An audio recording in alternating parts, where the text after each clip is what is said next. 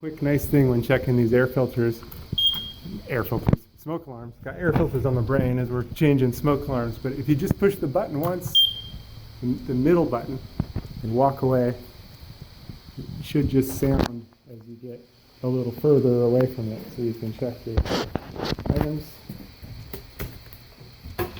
They're all a little bit different. They don't all do that. Darn it.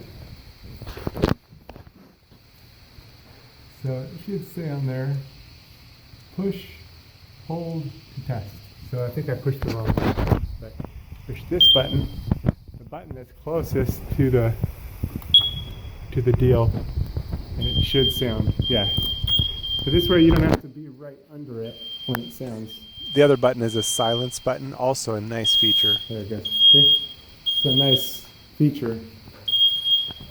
A little slightly tricky, but you know, once you know that trick, then you can just push the button and not have to be right under it where it really blasts your eardrums. So you can push the button and run. Good to know.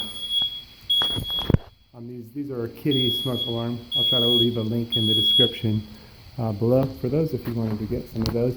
It's a 10-year sealed lithium ion battery. These ones have no direct wire, so there's no wiring needed.